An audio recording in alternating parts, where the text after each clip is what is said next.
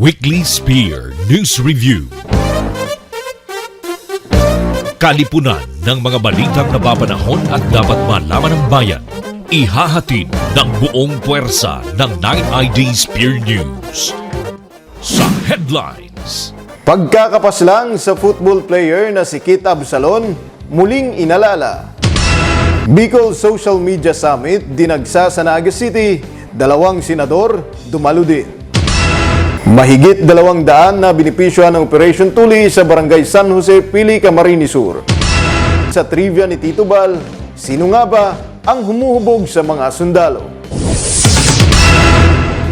Magandang araw, Bicolandia, at sa lahat ng nanonood nating mga kababayan dito sa ating programang Weekly Spear News Review. Ako po si Jiro Banania at sa detalye ng ating mga balita. Pagkakapaslang sa football player na si Kit Absalon, muling inalala. Football Friendly Cup muling binuksan. Prayer Rally isinagawa rin sa Masbate. Ang detalye ihahatid ni Maymay Kibillas. Dahil sa galing niya sa larong football, pinagsama niya ang pagod at pag-aral makamit lang ang mataas niyang pangarap. Ngunit sa kasawiang palad, brutal na pinatay ng mga terorismo, CPP, NPA, sa pamamagitan ng landmine at baril na tuluyan. Kaya po, ako nagpasalamat na nasa pamagitan ng kanyang pangarap sa larong soccer ay maging inspirasyon sa inyong mga kabataan.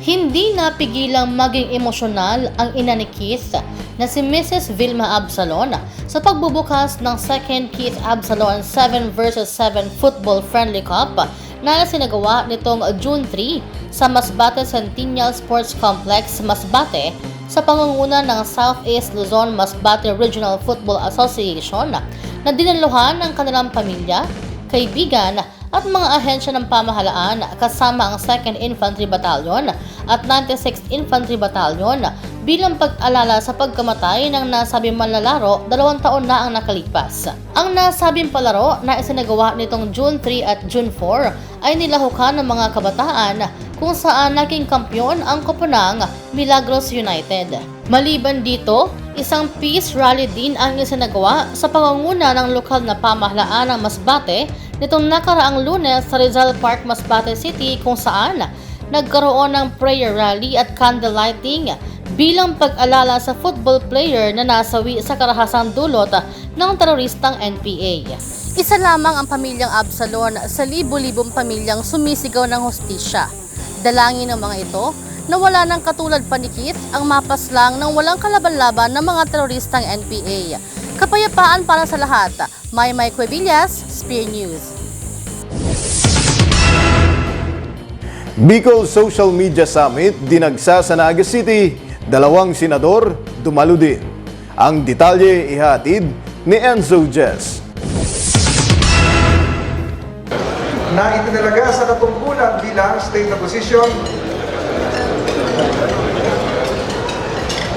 Isa ito sa naging highlights ng Bicol Social Media Summit 2023 na may temang Public Servants and Social Media Role in the Society, a post-pandemic review, na pinangunahan ng Sharon Multimedia Production, katuwang ang Bicol Press Club at ilang ahensya ng pamahalaan na isinagawa sa lungsod ng Naga nitong nakaraang Hunyo 3, kung saan hinighlight ang mahalagang papel at responsibilidad na ginagampanan ng mga public servants gayon din ang media.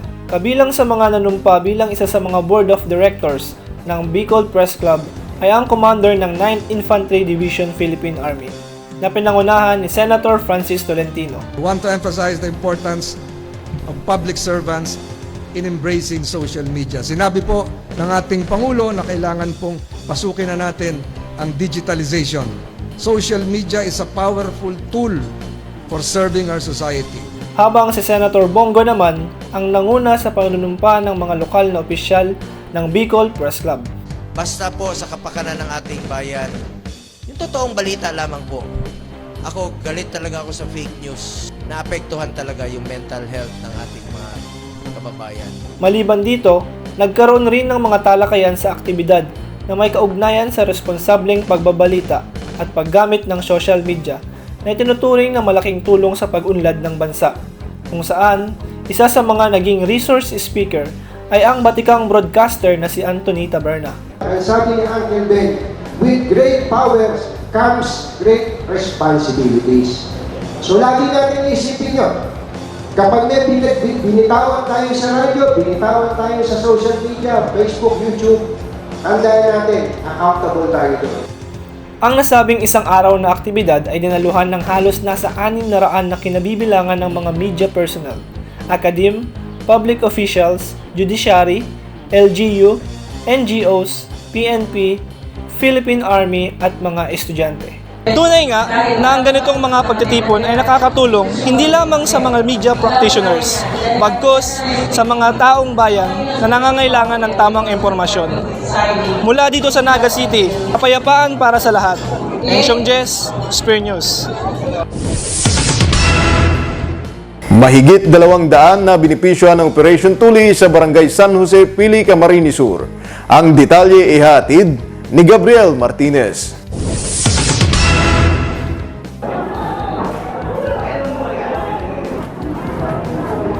Ilan lamang sila sa mahigit 200 mga bata na nabenepisyuhan ng Operation Tuli na isinagawa sa Barangay San Jose, Pili, Camarines Sur nitong nakaraang Hunyo 3. Ang nasabing programa ay pinangunahan ng Provincial Government ng Camarines Sur katuwang ang opisina ni 3rd District Board Member Paul Manaog, Camp Elias Angeles sa Station Hospital ng 9th Infantry Spear Division Philippine Army at iba pang ahensya na pamahalaan. Ang nasabing programa ay dinayo rin ng mga karatig na barangay.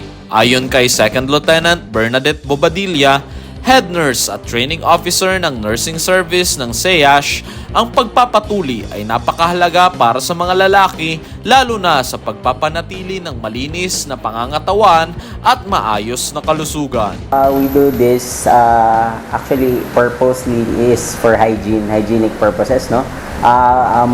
It's to prevent urinary tract infections lalo na sa males, and then it lowers the risk of penile cancer and other penile diseases. Kapayapaan para sa lahat. Gabriel Martinez, Spear News. Sa ibang balita ating alamin sa trivia ni Tito Bal, sino nga ba ang humuhubog sa mga sundalo? Trivia ni Tito Bal. Tito Bal, sino po ba ang mga humuhubog sa mga sundalo? Alam niyo ba na mayroong eskwelahan ang lahat ng Philippine Army Major Units na nakatalaga sa paghubog ng mga sundalo? Dito sa 9th Infantry Spear Division Philippine Army, ito ang Division Training School na dating 9th Brigade Training Unit na na-activate noong November 1, 2002 at na-upgrade noong 2004 bilang 9th Division Training Unit hanggang sa maging DTS noong March 20, 2014. Ang 9th Division Training School na pinamumunuan ngayon ng kanilang commandant na si Colonel Benjamin Tapio ang naatasan na magsanay sa mga bagong recruit na sundalo sa Bicol na may misyon na makapag-produce ng mga profesional na mga sundalo na siyang tutugon sa pangangailangang pangsiguridad ng ating bayan. At upang maging matagumpay ang paghubog sa mga sundalo, tinitiyak ng pamunuan na ang mga mangangasiwa sa mga ito ay may sapat na kalaman at karanasan upang maitatak sa bawat sundalo ang respeto, disiplina, gayon din ang kanilang mahalagang papel bilang tagapagtanggol ng mga Pilipino, tagapagdepensa ng kalayaan at demokrasya. Kinabibilangan ito ng mga sundalong nakapagtapos ng basic career courses at specialization courses tulad ng Scout Ranger, Special Forces, Drill Master at iba pa, ngunit ang pinakamalaga ay may good moral character. Maliban sa mga candidate soldiers, sila rin ang nangangasiwa sa mga basic at advanced career courses, maging sa retraining at special training para sa mga sundalo para sa patuloy na paghasa sa kaalaman at kapasidad ng bawat sundalo. Marami nang na-produce na mga magigiting na sundalo ang DTS at iba pang training school sa buong Philippine Army. Ang ilan sa kanila ay patuloy na tumutupad sa tungkulin paglingkuran ang sambayanang Pilipino at protektahan ang bansang Pilipinas. Ngayon, ang DTS ay mga ngasiwa muli ng mga bagong henerasyon ng mga nangangarap na maging ganap na sundalo. Ito ang Candidate Soldier Course Class 779-2023 at inaasahan makapag-produce ng mga bayaning sundalo sa susunod na 7 buwan. At yan ang ating munting kalaman mula dito sa himpilan ng 9th Division Training School. Ako po si Tito Bal, ang may alam lamang. Para sa mga susunod pang dagdag kalaman, itanong mo lang kay Tito Bal. I-type lang sa ating comment section ang inyong katanungan at huwag kalimutan ang hashtag na Tito Bal What Now? At yan ang mga balitang aming tinutukan sa loob ng isang linggo dito sa Weekly Spear News Review. Para sa pagkakaisa, patuloy nating suportahan ang mga programang pangkapayapaan ng Philippine Army. Kapayapaan para sa lahat. Jiro Banania, Spear News. Sundalong maaasahan sa paghahatid ng mga makabuluhan at totoong mga balita. Weekly Spear News Review. Thank you for your support by watching this video. Kung gusto niyo makatanggap ng mga balitang gaya nito, Please like and share this video. And subscribe this YouTube channel.